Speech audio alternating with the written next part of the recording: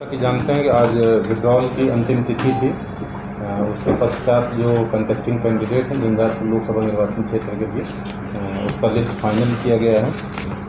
तो ये लिस्ट की कॉपी भी आप लोगों को उपलब्ध कराई। कुल 10 अभ्यर्थी जो कंटेस्टिंग कैंडिडेट्स हैं झंझारपुर लोकसभा निर्वाचन क्षेत्र के लिए, वो उसकी लिस्ट आप लोगों को उपलब्ध कराई गई है।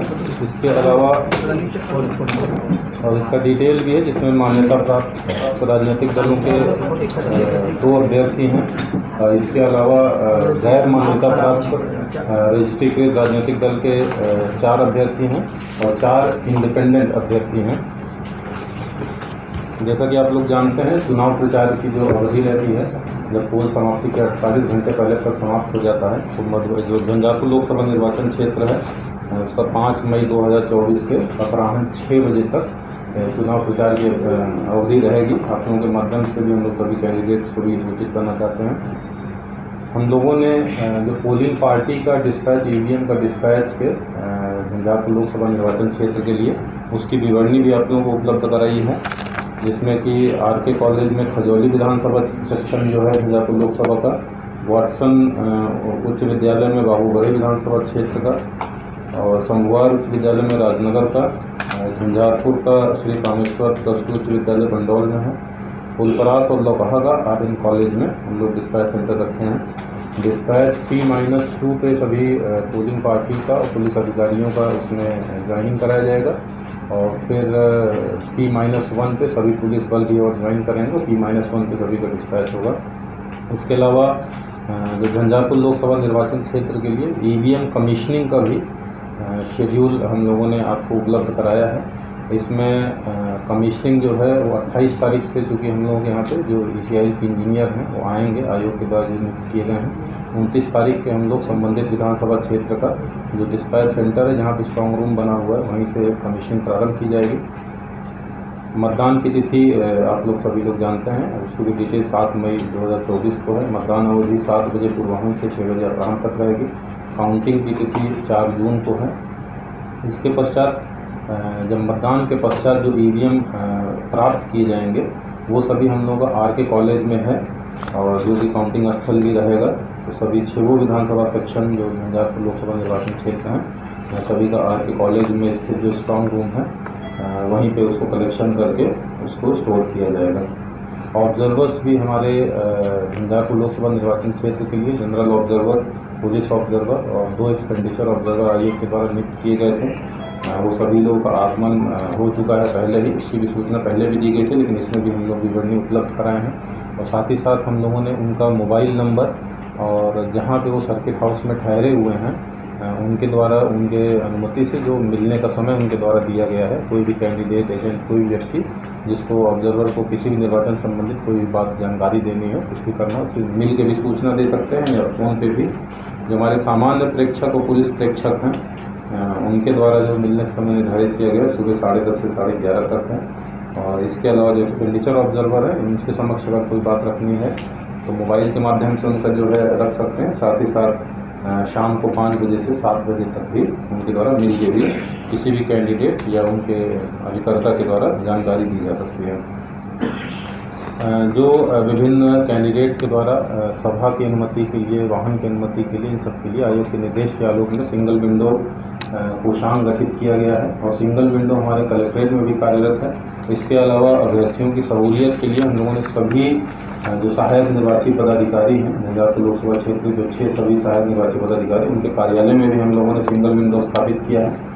इसके अलावा लाउड स्पीकर और अन्य प्रकार की अनुमति जो अनुमंडल पदाधिकारी का स्तर से दी जाती है, उनके लिए भी सभी अनुमंडल स्तर पर भी सिंगल विंडो कोषांग का गठन किया गया है। इसके अलावा आप लोगों को बताना चाहेंगे कि जैसे जो वेदर का फोरकास्ट जो आ रहा है, जो हीट वेव की संभावना दिख रही है, उसके लिए भी हम लोग तैयारी करवा रहे हैं। सबसे पहले तो प्रमुख 3 रूप से हम लोगों का है। एक तो मतदान केंद्रों में, हर मतदान केंद्र पे 30 से 40 मतदाताओं के लिए हम लोग वेटिंग एरिया चिन्हित करवा रहे हैं। जो विद्यालय या भी जो मतदान केंद्र का अतिरिक्त कमरा या बरामदा है, वहाँ पे 30-40 मतदाताओं को, ताकि शेड में बैठने की व्यवस्था है। और जिन मतदान केंद्र पे ये व्यवस्था नहीं है, अतिरिक्त कमरे या बरामदा उपलब्ध नहीं है, वहाँ पे हम लोग शामियाना लगा के शेड की व्यवस्था करेंगे, ताकि मतदाताओं को कड़ी धूप में ना खड़ा होना पड़े। इसके अलावा पीने की पानी की हम लोग व्यवस्था सुनिश्चित कराएंगे। किसी भी प्रकार से मतदाताओं को पीने के पानी की किल्लत मतदान केंद्र पे ना हो।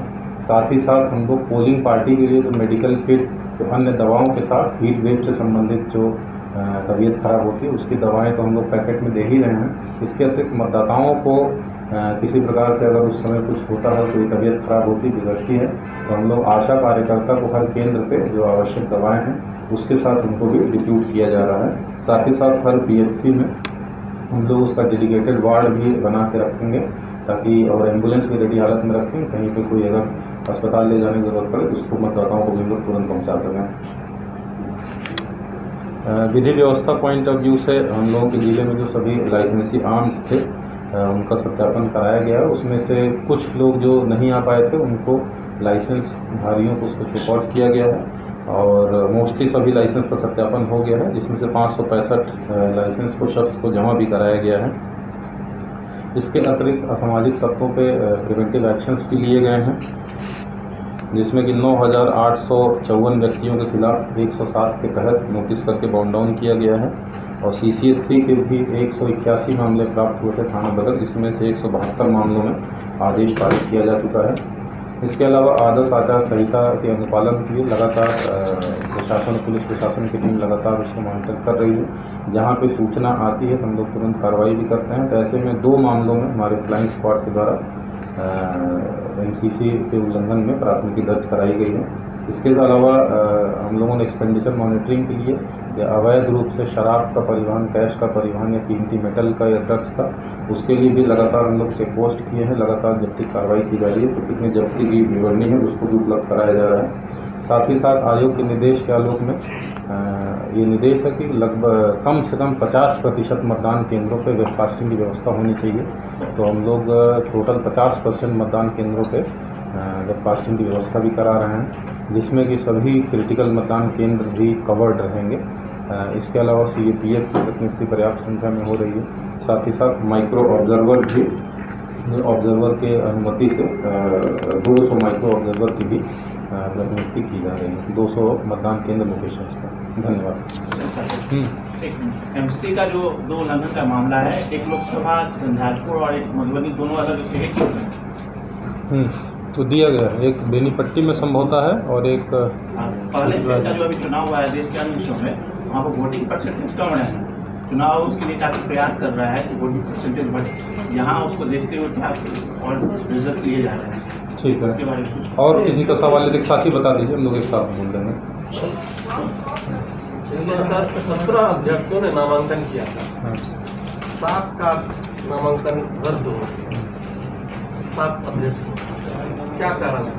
ठीक है, और आदर्श बूथ कैंडिडेट झंझारपुर में कितने बने? ठीक है, और ठीक है, तो हमको लग रहा है इतने ही सभी क्वेश्चंस थे। तो आप, हाँ, महिलाओं के बीच पे जो डिस्कस करना है, तो महिलाओं की ड्यूटी लगेगी या नहीं? ठीक है, धन्यवाद। तो सबसे पहले तो आपको आदर्श आचार संहिता वाला था तो बताया था कि एक हम लोगों ने यहाँ पे जो कैंडिडेट थे उन्हीं द्वारा बिना अनुमति के कराया जाता है, उसकी विवरणी आपको दी गई है।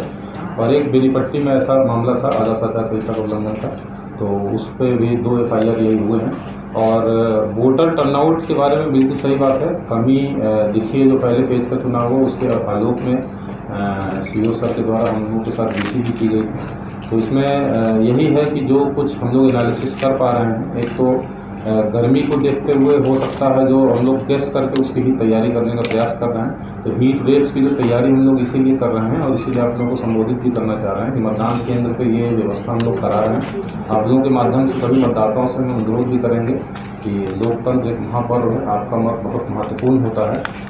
तो हम लोग उसमें पूरी व्यवस्था करवा रहे हैं, शेड की व्यवस्था कराएंगे, पीने पानी की व्यवस्था कराएंगे।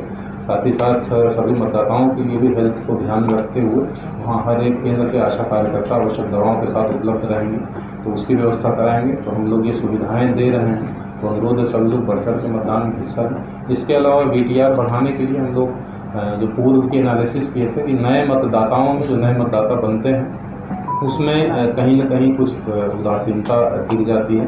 तो नए मतदाताओं को भी प्रेरित करने के लिए हम लोगों ने जो कॉलेजेस हैं जहाँ पे चिन्हित किए थे तो उन कॉलेजेस में भी हम लोगों ने कैंप करवाया, वहाँ पे सीनियर अफसर्स के माध्यम से भी लोगों को अवेयर करने का प्रयास किया जा रहा है। साथ ही साथ हर मतदान क्षेत्र में हमारी जीविका दीदियों, आंगनवाड़ी सेविका, सहायिकाओं के द्वारा प्रभात फेरी के माध्यम से भी लोगों को अपील किया जा रहा है। इसके अलावा जो लो BTR वाले हमारे क्षेत्र थे पूर्व के चुनाव में, जिनमें 45% से कम मतदान का प्रतिशत रहा था, वैसे केंद्रों को चिन्हित करके एक एक अधिकारी भी उनको नोडल बनाया गया है ऐसे मतदान केंद्रों को, और उन अधिकारियों के द्वारा व्यक्तिगत उनको जिम्मेदारी दी गई उन केंद्रों में विभिन्न प्रकार के जागरूकता कार्यक्रम करते हुए उनके द्वारा लोगों को प्रेरित किया जाए मतदान केंद्र पे आएँ। और साथ ही साथ इन जनरल भी अवेयरनेस बढ़ाने के लिए सेल्फी पॉइंट, कहीं पे मैराथन, कहीं पे साइकिल रैली, हम लोगों ने क्रिकेट मैच का भी आयोजन कराया था।